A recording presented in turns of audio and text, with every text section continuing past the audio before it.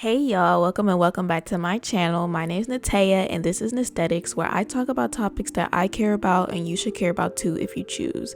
Today we are talking about why Regina King is the GOAT, the greatest of all time. I want to make this video to give Regina King her flowers because she is just an amazing actress and director, and if no one is going to give her flowers, I want to give her flowers. She has been getting her flowers, but I want to continue to give her flowers because this woman is just amazing. She has done so much and the evolution of her work is just wow. So first of all, I want to talk about how pretty she is. Like her brown eyes, her skin tone, everything about her is so graceful. And let's get into the biography of Regina King first. So, she was born on January 15th, 1971. She's an American actress and director. She's an Academy Award winner, Golden Globe winner, and a winner among many other awards. So now let's hop into her filmography.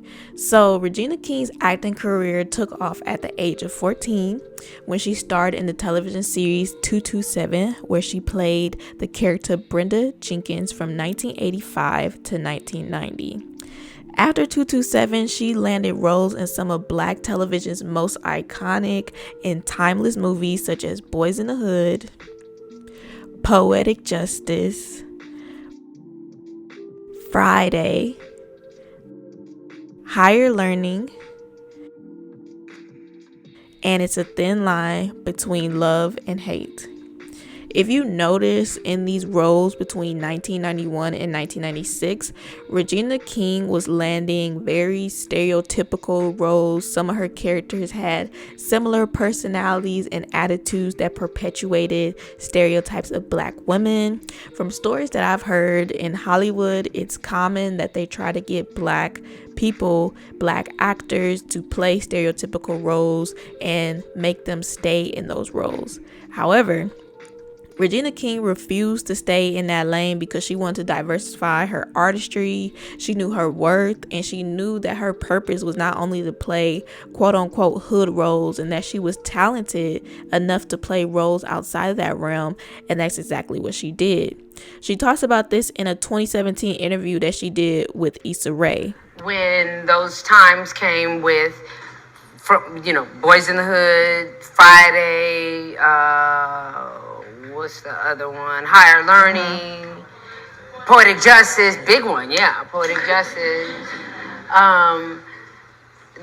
That after those, and I started getting a whole bunch of offers to continue that. I was like, I've done that. I'm done that. I'm good. So then I went into Wife World.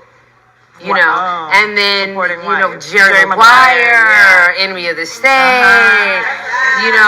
So Jerry Maguire was that pivotal, the question that you asked me, that was a pivotal moment. Boys in the Hood was a pivotal, to the question that you asked me, a pivotal moment from 227 to the movies. Jerry Maguire was a pivotal moment from Hood to Grown Woman. But was that in your mind? Like, no, you were just doing it. No, I didn't. It was. I'm living it as it's happening.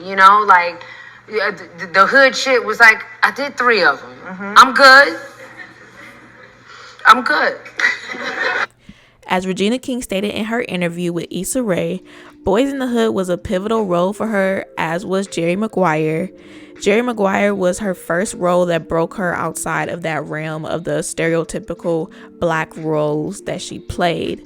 And from there, Regina King was in her bag, and she still is in her bag. She was and still is able to navigate both Black and white television spaces successfully, and that just goes to show from her movies such as Legally Blonde 2, A Cinderella Story, Ray, Miss Congeniality 2, and we can't go through her entire filmography in this video, but I definitely want to touch on some of my favorite roles from Regina King. So the first one on my list is from This Christmas, which is from 2007, and please tell me I'm not the only one who remembers this scene from Regina King when she found her partner was cheating and she poured that baby oil on the bathroom floor and whooped him when he got out the shower. Like, that scene runs rent free in my head because it's just hilarious, and now I need to watch this Christmas around this holiday season. But that's one of my favorite like scenes from Regina because that is just too funny to me. And then my absolute favorite Regina King role is her voice acting in The Boondocks from 2005 to 2014. And I heard that The Boondocks is supposed to be coming back, and I hope that is true. Even though John Witherspoon is not with us anymore to play Granddad, I would love to see this show come back on television. But The Boondocks is easily one of my favorite shows, and Regina King plays not only one, but two voices on this show of both the brothers, Riley and Huey. And the role just shows how versatile and talented she is to be able to do such good voice acting. And even when you look at videos of her doing this voice acting, sometimes she switches in between Huey and Riley just like on the spot. I originally was only playing Riley, and here we are in our second season, and I'm Huey and Riley, and I'm able to do it pretty well. So you're okay with him being gay?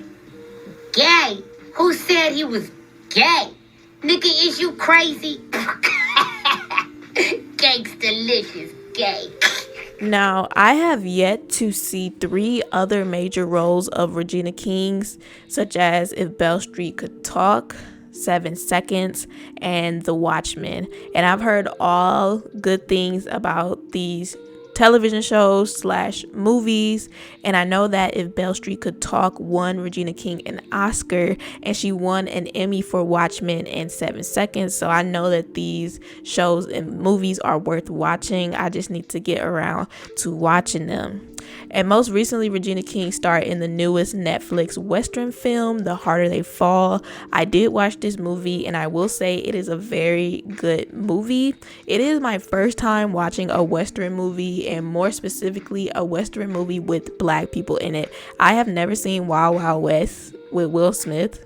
I know that's a Western movie with a Black person in it, but I have personally never seen it. And it's just refreshing to see Black people in an unfamiliar role to me, which is in a Western film. So I really enjoyed this movie. I liked the storyline and how they decided not to include the N-word in this movie, because if you know when the Western times are, I forgot the time period, but the time period of the Western times, you know, white people were saying the N-word to Black folks. But I'm happy in this film they decided to exclude the N-word completely from this film. And last but not least, let's talk about Regina King's directing. Not only is she an amazing actress, but she also has stepped into some directing roles as well. She's directed episodes of Being Mary Jane, starring Gabrielle Union, Scandal, Greenleaf, This Is Us, Insecure, one of my favorite shows, and the movie One Night in Miami. So she's not only an actress, but she's a director as well, and she started stepping into that role because she was interested in it, and I can't wait to see more things that she decides to direct. And as of October 28th, 2021, Regina King cemented her legacy in the Hollywood Walk of Fame, and this is well deserved. So I am so happy that Regina King got to cement her legacy, her hands and her feet, her hands and footprints in the Hollywood Walk of Fame. She definitely deserves this, given the evolution of her work and all of that. She definitely deserves all of her flowers, all the praise. So that's the end of this video. Let me know what your favorite Regina King role is in the comment section below, and don't forget to subscribe and like this video, and I will see y'all in my next one. Bye.